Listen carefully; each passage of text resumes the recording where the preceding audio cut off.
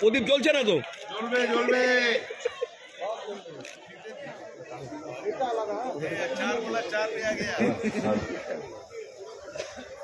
আমরা এবার অতিথি মনোনীত অশোক দাস আমাদের উৎসব কমিটির পক্ষ থেকে ঘোষ বিধানসভার চিফ হুইপ তাকে বরণ করে বাংলায় আছে জেঠিয়া উৎসবও এই মেজাজটাকে আরো বেশি করে প্রমাণ করে দিল যে খুশির মেজাজে মানুষ আছে। ব্রিগেডের ময়দান থেকে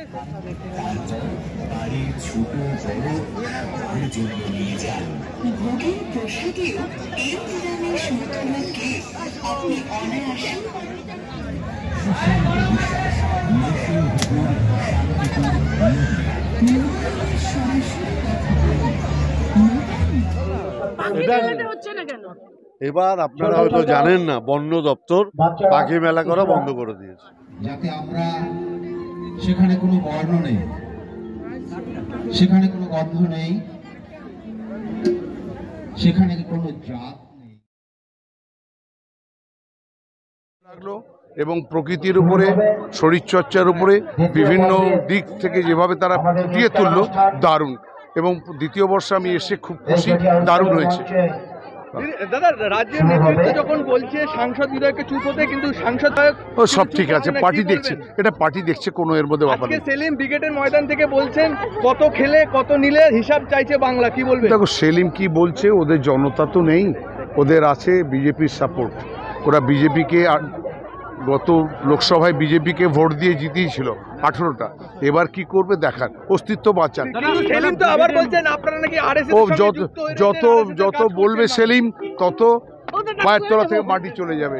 মীনাক্ষী বলছে বাংলার মানুষ বড় ময়দানে খেলবে, 24-এ মানুষ জবাব দেবে, কি বলবেন? 24-এ মমতা ব্যানার্জি খেলবে আর সবাই হারবে। বিকল্প রাজনীতি একমাত্র মমতা ব্যানার্জি খেলবে আর সবাই হারবে। প্রবীণ আর নবীনের দ্বন্দ্বে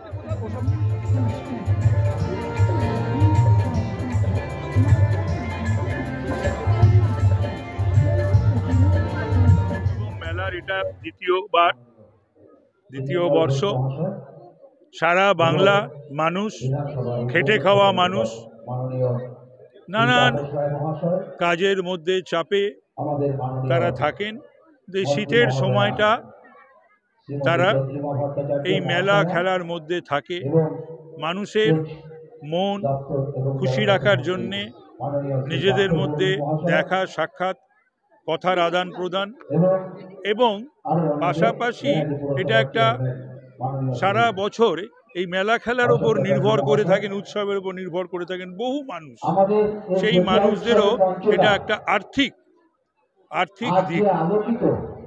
সুতরাং এই ধরনের মেলা উৎসবের প্রয়োজন রয়েছে। মাননীয় মুখ্যমন্ত্রী মমতা বন্দ্যোপাধ্যায় এগুলোকে উৎসাহিত করেন। আমরাও এই মেলা খেলায় অংশগ্রহণ করে গিয়ে উৎসাহিত করে থাকি।